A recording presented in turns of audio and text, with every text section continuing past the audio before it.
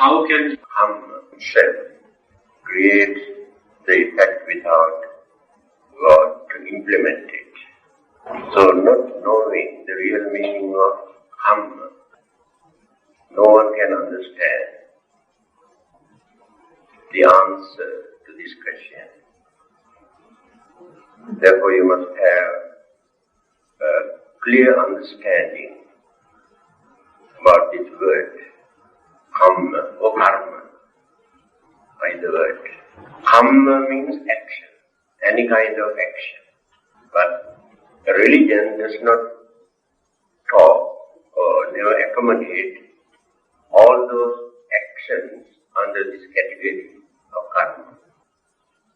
The Buddhist definition or the Buddha's explanation of Kamma, he says, Cetanahang Bhikkhave Kammam Vadāmi.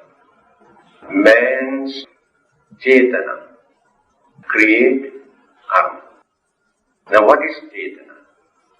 Cetana is not the mind.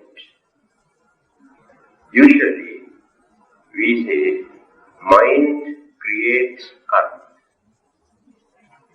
The Buddha never says that mind creates karma. Cetana. Now what is Cetana? Mind creates Cetana. After that Cetana creates karma. Then what is the difference between mind and Cetana? In simple language, we can interpret this as thoughts, not the mind. Mind is pure, but that pure mind will be influenced by various sources, internal and external. The Buddha has mentioned this when the conception takes place in the mother's womb. At the beginning, that mind is pure. Although various other mental faculties develop according to this mental energy.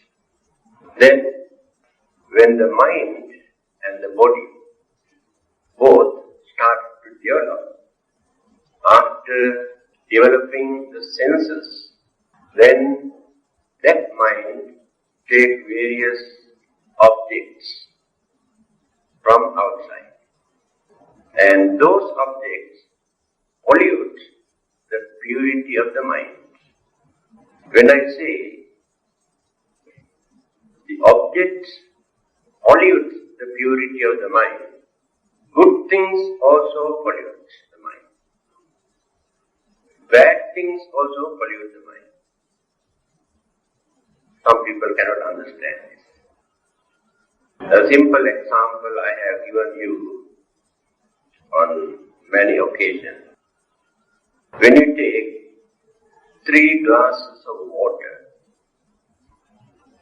pure water, then we put some dirt or dust or cow dung into one glass. Then we say, this water is bad, polluted. It is true. Then we add some syrups or orange juice into the other glass. And we say, this water is good. Yes, good means good for us. But we have polluted the purity of the water. Now you can understand, isn't it? All the objects that we take into our mind as good things also pollute the purity. And bad things, of course, easy to understand. Now there is another glass. We have not polluted that. So in the same way, at the beginning the mind is pure, and later we pollute the purity of the mind according to our needs, our craving, our anxiety, our wishes. Then divide into two, good and bad. So the good and bad karma, just like that glass of orange and glass of muddy water, pollute the purity of the mind. Then how good karmas can pollute the purity?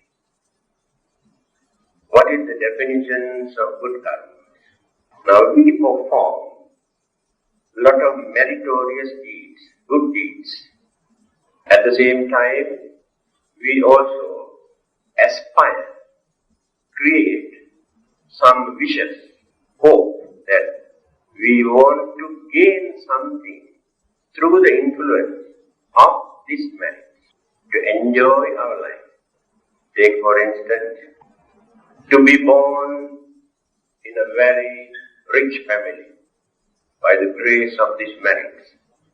We pollute the purity of the mind by creating such ambitions in the mind. We develop our faith. Again, we wish to be born in heaven.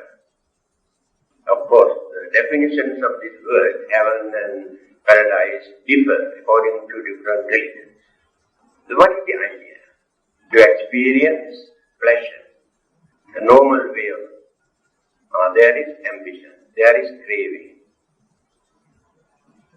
So there is no purity in that mind. Buddhism explains the difference between Lokya and Lokuttara, two kinds of karmas. Lokya, worldly karmas, which provide good result for us to enjoy our life, good health, long life, to be rich, to enjoy our life. But all these karmas means to an end. After experiencing some sort of worldly satisfaction, all the good karmas will be evaporated, extinguished. Then again and again, we have to accumulate more and more karma. So throughout our life means existence, again and again, we have to accumulate good karma. Otherwise, life will be in danger. There is no guarantee whatsoever that we are safe. This is the uncertainty of our existence in the samsara, wheel of existence. This is the nature of worldly karma. Then there is another category called Lokuttara, higher, supreme karma. That means the development of the mind, purity of the mind, realizations of the truth and facts in life and the world. Then cultivation of kindness or compassion, honesty, understanding, sincerity, operations, all the good things, to wipe out the evil roots from the mind, such as anger, jealousy, grudge, craving, ignorance. This is called supreme or the highest or supramundane Lokuttara karma. And these karmas never disappear easily. When once we develop, then we can continue the rest of our life without facing so many worries and disturbances and disappointments, until we reach our final goal. So the worldly karmas cannot lead or cannot take us to the final goal. Remain within this world cycle. But the Lokuttara karma, the highest karma, lead us, direct us to gain the final salvation. This is the difference between worldly karmas and Lokuttara karma. concentrate more on worldly karmas. That means to experience some sort of pleasure, to gain worldly things, material things, to satisfy our emotion, human emotion. This is the problem. Alright, this is the definition. Then, how do we create karma? Just now I told you, mind cannot create karma, but the thought created by the mind creates karma. That is called cetana in the Pali language. Example, having seen or having heard or creating some sort of idea, anxieties in our mind, we develop craving. When that craving arises, that craving influences mind to create some other thoughts, to gain something. That is called thoughts. That is called data.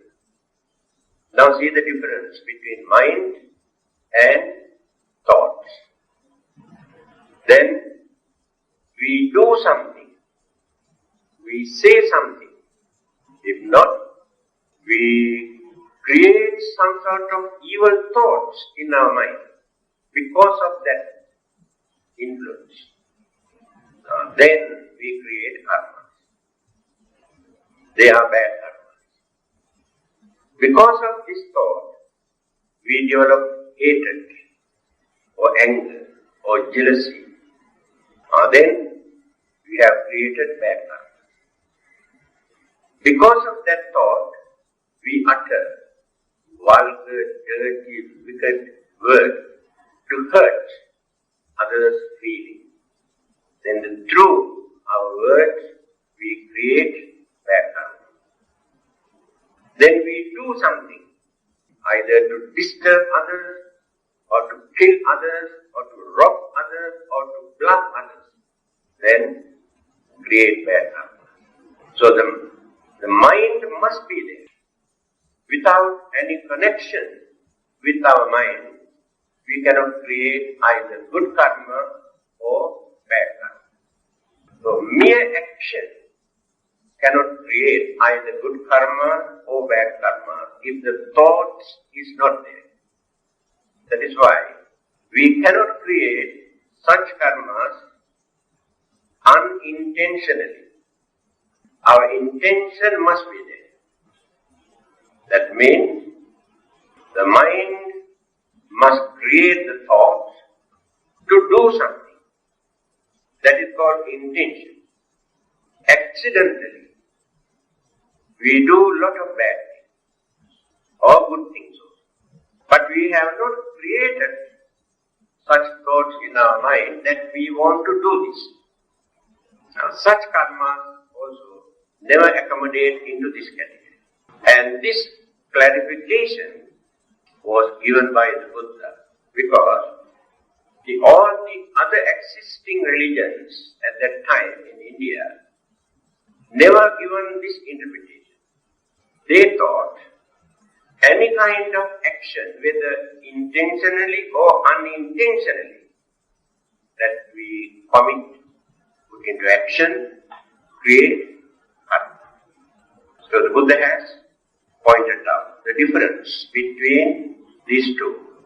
Then, what is the consequence or the effect of certain karmas that we create unintentionally? We do experience good and bad effects. Worldly conditions influence for us to face the consequence. Example, when you drive your motor car, accidentally, you may kill either human beings or an animal, or injure them. But you never had an idea in your mind that you want to do that. You wanted to drive very, very carefully.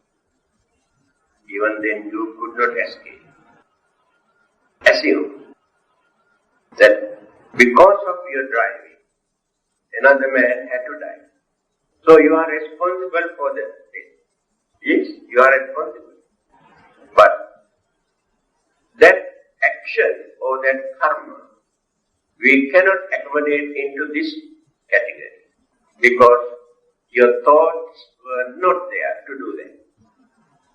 But you may experience, you may face certain unfortunate occurrences.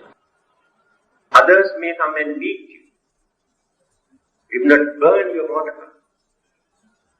That is the effect of worldly karmas that you have, that you are responsible, although you have not done intentionally. But after your death, assume you could manage to escape without any disturbance after that action. After your death, there is nothing for you to carry forward for the next life, either to suffer or to experience some sort of good result if it is a good one. Because you have not created thoughts in your mind to do that. Every day, from morning up to sometimes midnight, you perform this kind of karma to satisfy your needs. These things are neither good karma nor bad karma. You get up early morning, wash your face, go to toilet, take bath, all these are karmas. But you never create either good karma or bad karma. Then you go to market and buy vegetables and all sorts of things. Come back and cook and eat and sleep. All these are karma. But these kind of karmas, neither good or bad, from the religious point of view, to satisfy our needs. But the method you adopt, the way how you handle these things, can create either good karma or bad karma. To satisfy your hunger, you may go and steal something, then you created bad karma. If not, you may kill another person to satisfy your desire, your anxiety. You can say, this is for my living, it is not an ethics. So by misusing your needs, you can create bad karma. Then, by concentrating wisely, you can do your day-to-day work in such a way that you can create some good karmas. Take for instance, you want to plant a mango tree or mango seed. If you think that when this tree grows, it produces nice food, nice mangoes, so I can enjoy. By thinking in that way, you have not created either good karma or bad karma. Now if you can divert your mind, I am going to plant this for anybody to enjoy mangoes.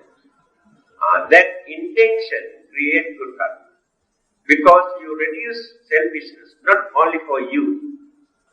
So you can do anything in that way. Let others also enjoy.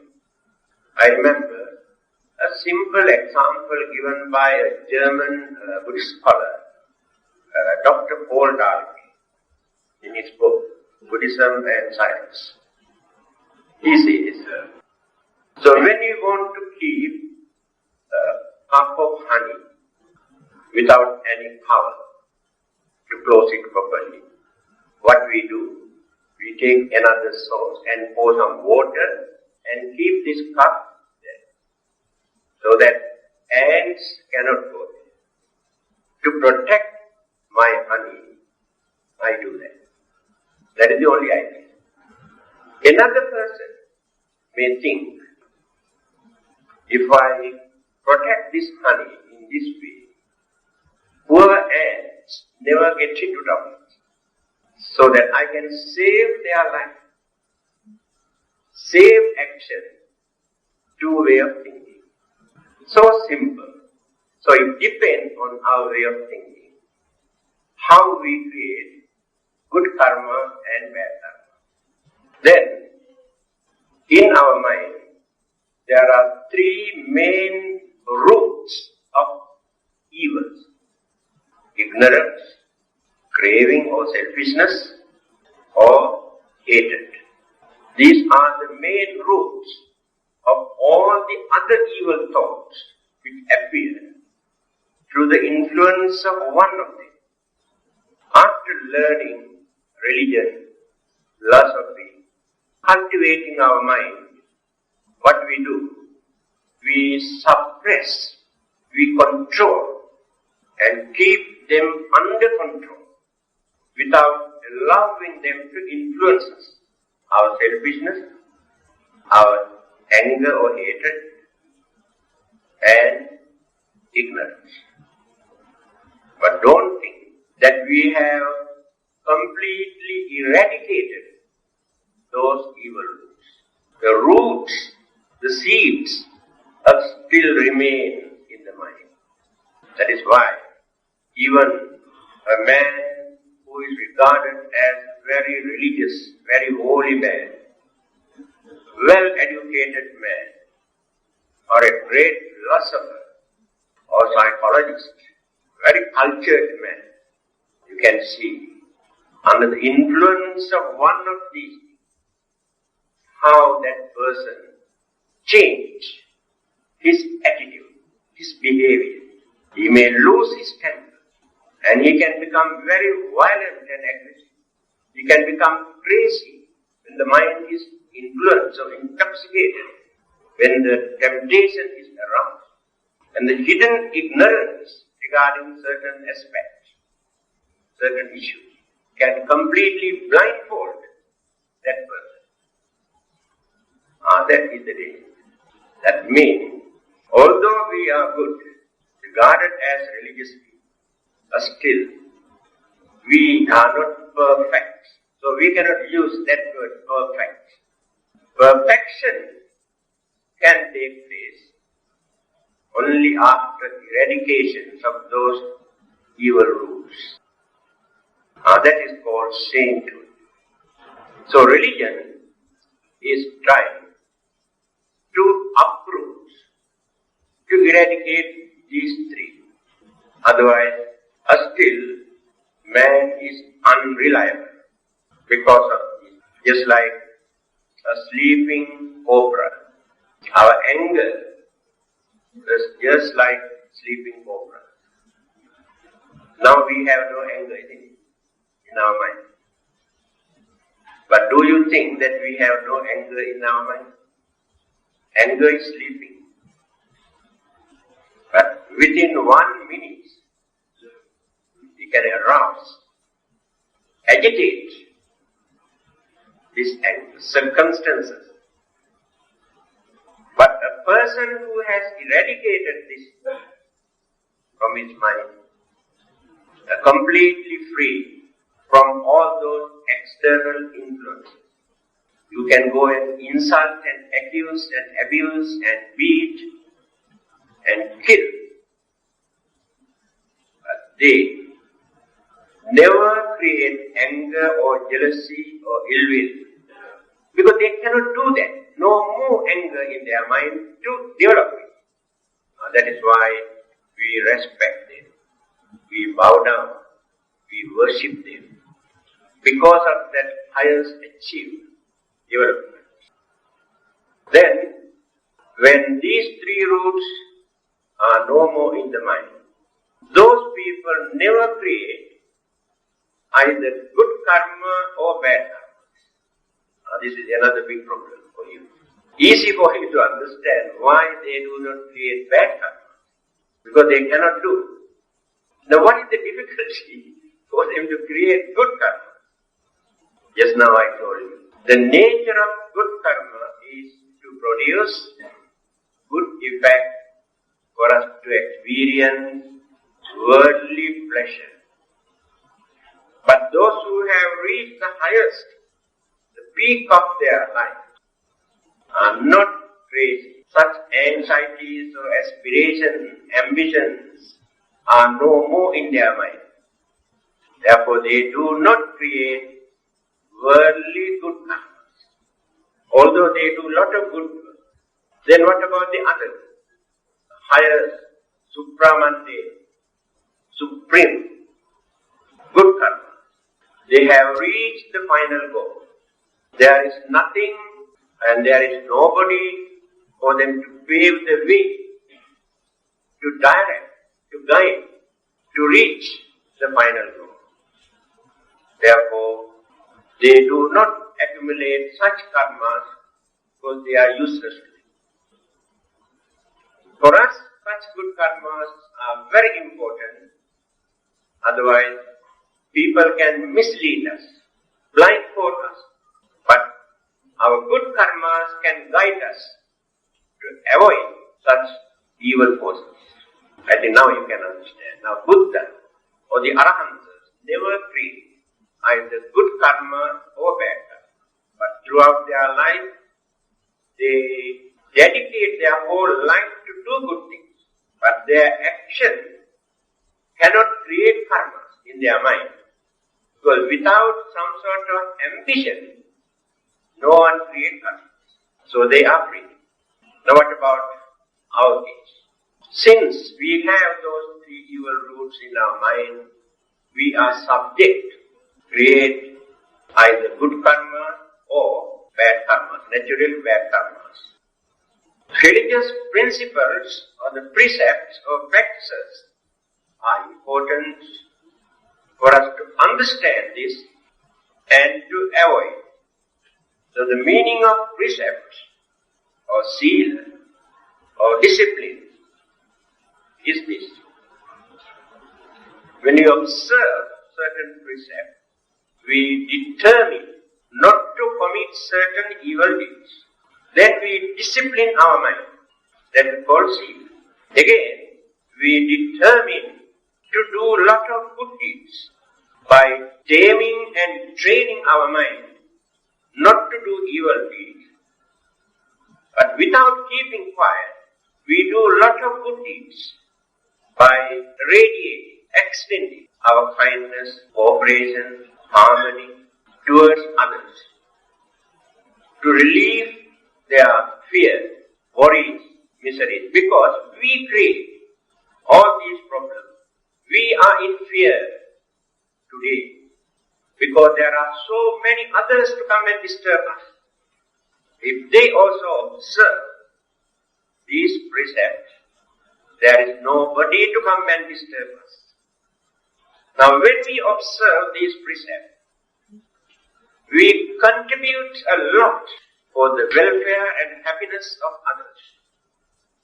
Because we do not create fear and suspicion, worries and sufferings in their mind. And this is the advantage of observance of precept.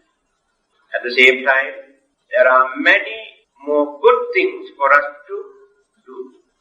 So we march by reducing evil things, cultivating. So one day, we will be able to eradicate all our mental defilements or impurities from our mind. Then the mind becomes pure. To avoid so many evil thoughts which naturally appear in our mind. Now if we can concentrate deeply and wisely with understanding, then we cultivate that mind.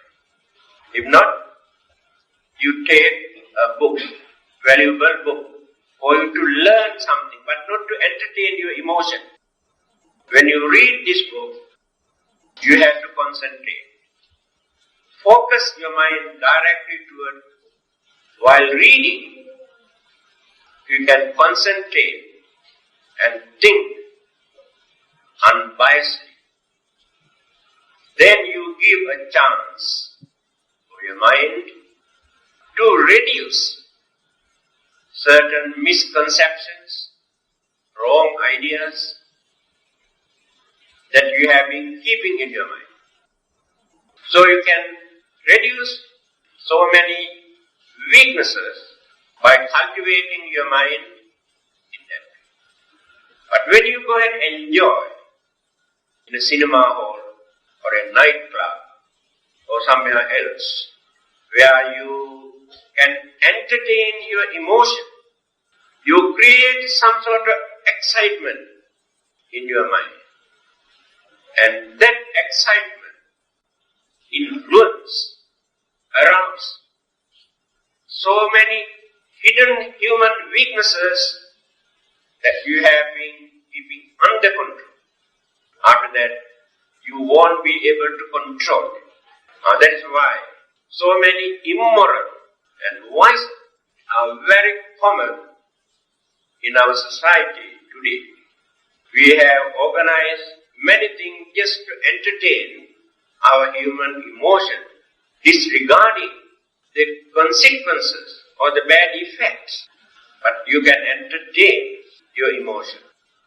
Otherwise, you can become very stubborn and some sort of unrest naturally appears in your mind because you try to control your emotion by force. You may experience certain sicknesses because of that. You may disturb your mind. Therefore, a religion never goes against certain entertainment that we can experience a respectable way, harmless way, cultured way. But today, we have completely ignored the culture and respectable way. What we want to organize is just to show something to arouse the feeling, because it is a business.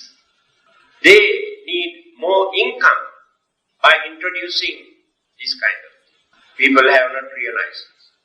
So religion encourages for us to experience some sort of emotional satisfaction just to calm the mind, harmless way, respectable way. Simple example. When you observe certain dance, especially in India, even in China also, when a boy and girl, or man and woman, come to the platform to perform a dance, they never embrace, they never touch each other, they never kiss the public, because they know these things arouse the emotion, create excitement. That is called cultural. The culture, in our culture, there is moral values. So we have neglected all these things. Now we have gone so far, cannot control anymore.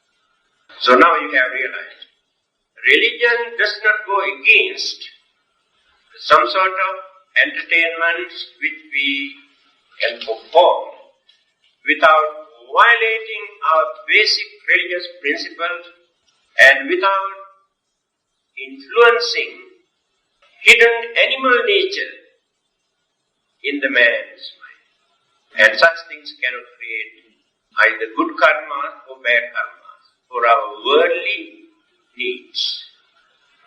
Then, just now I told you,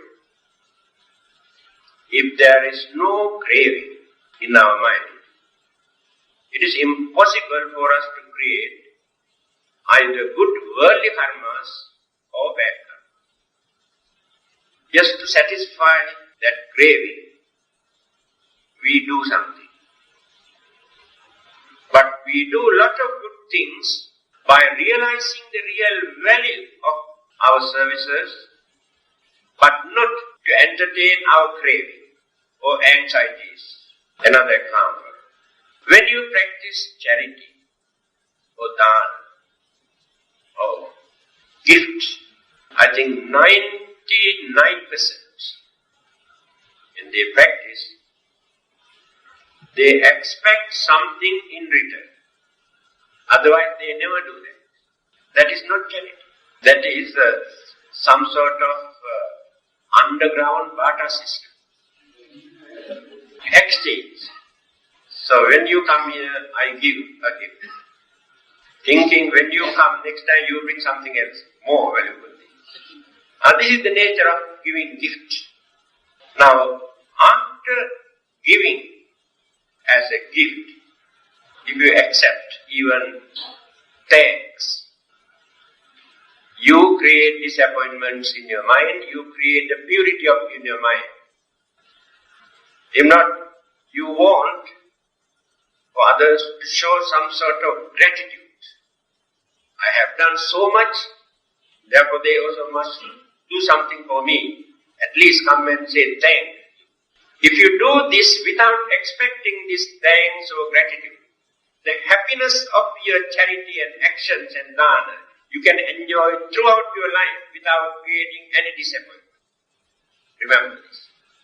Because through this act of charity, we try to entertain some sort of craving in our mind.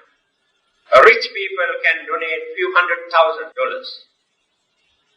and later they expect something, at least Tatosi or Tansri. They need something in return. Otherwise they never do that. That means they have not learned the real meaning of charity or dana or giving. The significance of charity or dana is to reduce our selfishness. So if we can reduce our selfishness by practicing this, there won't be any disappointment, any complaint. We can experience it. Now I experienced this. I have given certain things to, especially to the monks. When I meet them next time, they come and say me, you know that day when I went to Malaysia, you have given me something, therefore I also must give you something. They have disappointed my happiness. If I could manage to maintain that without receiving anything from them, I'll be very happy. So it does not mean that we should not do something for those who have helped and supported us. Yes, there will be many occasions when our services are needed. Then we have to give more and more when they are in trouble, or in case of sicknesses or many other problems or difficulties. That is the time we have to show our gratitude. Otherwise, that becomes an artificial gratitude, just to show. Now you go and give 1 tin of biscuit to one of your friends. That man got so many tins of biscuit in his house. And next day when he comes to see you, he also bring another tin of biscuit, but he also got so many. Not this kind of barter system. So, act of this charity also we had to practice wisely, with understanding. So, karma. Now still I did not come to the main point. But you must understand the nature of karma. Who create karma? Just now I told you. Our thoughts. Then how can we maintain these thoughts in our mind? Because the mind is going on changing every fractions of a second. This is the nature of the mind. We cannot maintain the same thoughts that we have created, that one disappears. But through the influence of that thought, another thought arises. That is how we can, mental process. Throughout our life, we maintain. So if you study psychology, you can understand this very clearly. Because Buddhism is very rich in that respect. The definitions of the mind and the thoughts and mental process, you can study in the Buddha's teaching. So, once when we polluted our mind by creating bad thoughts and committed something, we created bad karma. And simple language we use, the word we deposit the karmic seed, the word seeds in worldly sense. Karmic seeds in our unconscious or subconscious mind. There is no controversy. The modern psychology also completely agree with this. So this unconscious mind is submerged. We are not using it. Occasionally, subconscious mind influence. That is how suddenly we get some ideas, and especially in dreams. We get so many information in our dreams. Subconscious mind provides all this. Then, good karmas. The good thoughts that you have developed in your mind into action by doing something, some service to others. The happiness that you have created in your mind are again deposited in the subconscious mind. So throughout our life, we are going on accumulating good and bad karmas. So the karmas never exist somewhere else. Then the good and bad effects or the result we do experience either within this lifetime, if not hereafter, that means after our death. If not, as long as we exist within this repeated birth and death. Now 3 sections here. The effect of certain good and bad karmas that we experience only within this life, but not hereafter. This is the nature of that particular karma. And the effect of certain good and bad karmas we experience only hereafter. That means only after our death. Not while we are living. This is the nature of this particular group. Only in that particular life.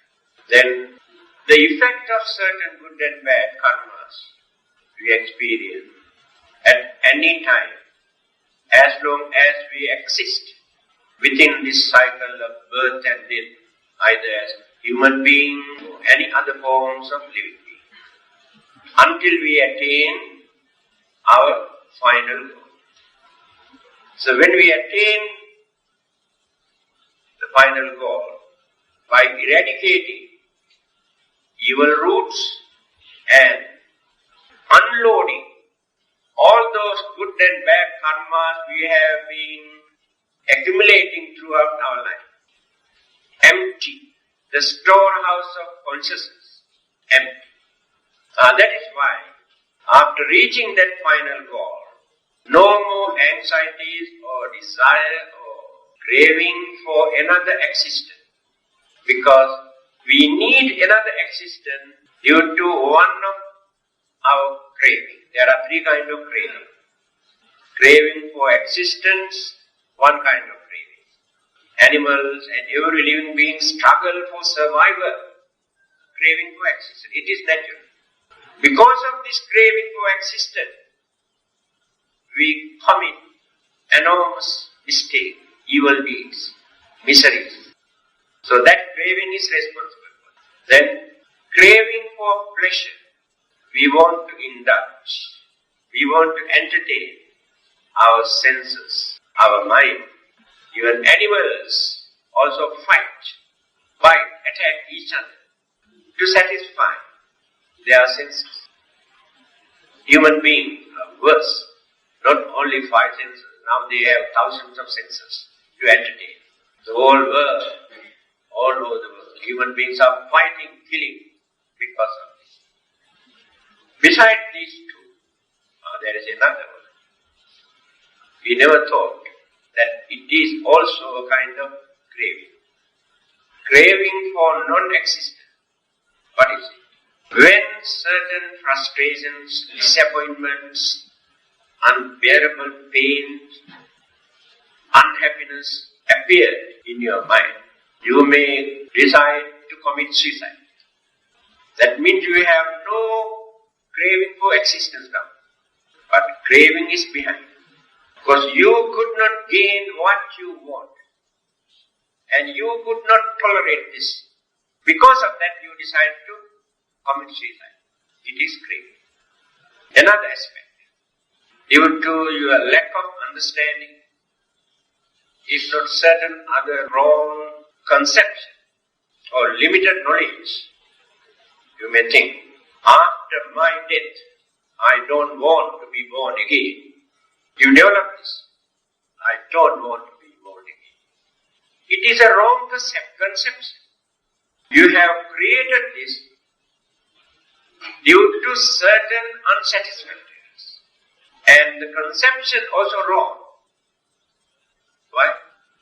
Simply by thinking like this, you cannot stop this. Whether you like or not, whether you can understand or not, whether you believe or not, existence or rebirth take place naturally. As long as those evil roots remains in the mind. So belief is not important. So without eradicating all these three evil roots, simply by thinking that you don't want to be born again, is a silly idea. No meaning at all. That is another kind of craving.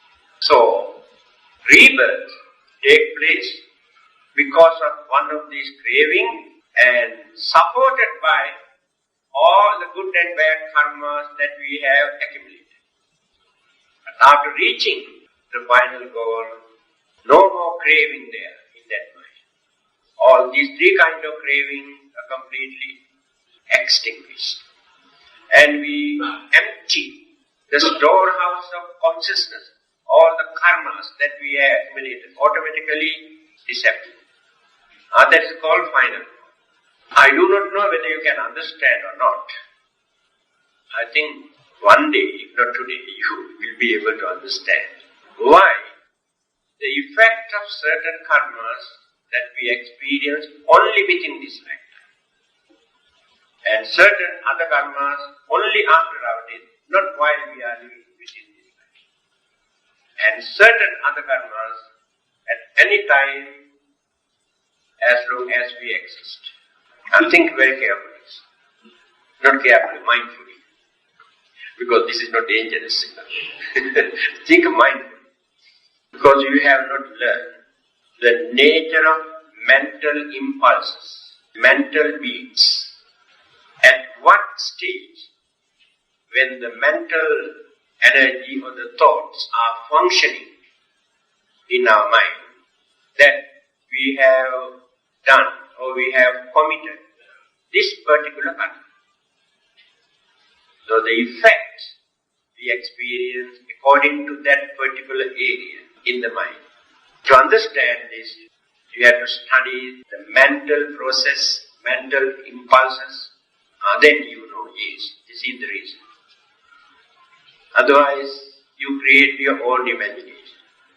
There are many people who are very wicked and cruel and danger the whole country. Still they enjoy their life. We cannot see that they suffer. On the other hand, there are many, not many, very few, who do not commit any evil deed, who do not harm others, try to lead a respectable, harmless life. But very unfortunate, very miserable situation, occurrences take place, unexpected. Then people ask this question. So what is the big idea of keeping away from bad things and doing good things?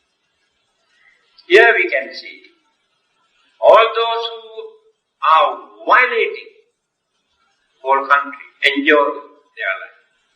And many people who try to lead a religious life, noble life, are suffering from sicknesses, robbery and bluffing, signaling. This is the problem that you cannot understand. From the Buddhist point of view, there is no difficulty for us to understand. Assume, after committing certain bad things, say bribery, or robbery, or swindling others, if not killing others, you could manage to escape from the punishment. Government could not catch you. If not, by spending so much, millions of dollars, could manage to escape from the punishment. Then you feel very happy. Now I am free. The religion says you are not free. By adapting some sort of method, although you can manage to escape the reaction, the effect, within this lifetime, and you do not know what will happen to you in the later part of your life or in the next life. When you read Dhammapada, you can see these sayings of the Buddha. Madhva manyati balo yava papam pacchati yadacha pacchati papam atat balo dukkha nigacchati. Evildoers, after committing all sorts of evil things, would manage to escape. And they enjoy their life. So at that time they enjoy their life just like taking honey. Very sweet.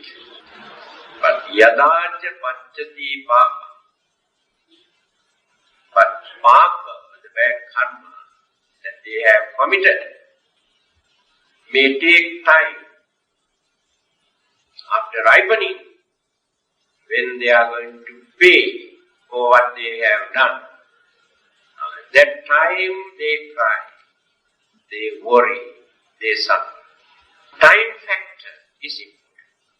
So when we plant a tree, we have to wait for many years to experience or to eat, to enjoy fruits, but not immediately. So it depends what sort of plants. Certain plant within few months, certain plant 3-4 years, certain plant 5-6 years. So the karma also, just now I told you, it depends on what particular mental beats, mental impulses that we have committed or we have done this. So the effects come to us according to that time factor. Now, the answer to this question, why evildoers enjoy their life while good people suffer? So evildoers cannot enjoy forever. There will be a time. Although they are bad or wicked within this lifetime, there are certain other good karmas that they have done during previous birth, protecting. When such good karmas are no more to support them, then the time arises. Cannot hide anymore. Now what about these people who are doing a lot of good deeds? No doubt they are very good, very honest, very generous, honest. But they do not know what sort of bad karmas that they have done during one of their previous births. So they could manage to escape from the bad effect as long as the good karmas are there to protect them. When such good karmas are no more, whether they are good or bad within this lifetime, they experience the effect of the bad karmas that they have done during one of their previous. The Buddha has explained this. He has completed his journey. He has attained the highest perfection, wisdom and everything. But even then he says, the effects of certain bad karmas that he has committed long ago during one of his previous birth, he had to pay or the experience within that life, during the Buddha. As a Buddha, he had to experience. So in the case of the Buddha, if the situation is like this, what about us? We have not yet attained even the first stage of sainthood. Now that is the answer. But the difference is this. Those who have learned the nature of karma, the nature of life, nature of the world, worldly condition, can make up their mind not to worry. This is the advantage. Otherwise, people create a lot of disappointment and frustration when they come across such problems. Those who can understand the uncertainty of our worldly life make up their mind not to worry. I had to face. That confidence, you know how to do. Then, I think I have discussed a lot about karma. But still I did not come to the last item. How can this karmic effect that we experience without any belief in God to implement, to manipulate? This is the common belief among all these religions in this world, whether they use the word karma or not. You study Christianity, Islam and Hinduism and Buddhism and all the existing religions believe God punishes for bad deeds and God rewards for good deeds. This is the normal belief. Small, especially children, can understand this very easily because there is nothing to study. But the Buddha has explained the function of the mental activities and the functions of the karma without depending on this concept of God. Now this is the only difference. There is nobody to handle this. He says, Attana katang papam attana sankirisa suddhi asuddhi pacchattang ganya manya visodhe Dhammapada. If we have done certain karma, either good or bad, you are responsible for that. Another person, whether human beings or devas or gods, cannot change, cannot handle your karma. Because you are mind. This is your mind. Another person cannot change your mind. Others can influence, create circumstances, environment, so many things for you to change your mind. But they cannot change your mind. I cannot change your mind. You cannot change my mind. So, karma itself creates the effect. Now, this is the nature of action and reaction. Now, there is any electric leakage here in this mind. Those who know that there is electric leakage advise me not to touch this. But I don't want to listen. So I touch this one. I get the electric shock. I may die. So the action is touching. Reactions or the effect is my death. And there is no God or devil behind or front of this mind.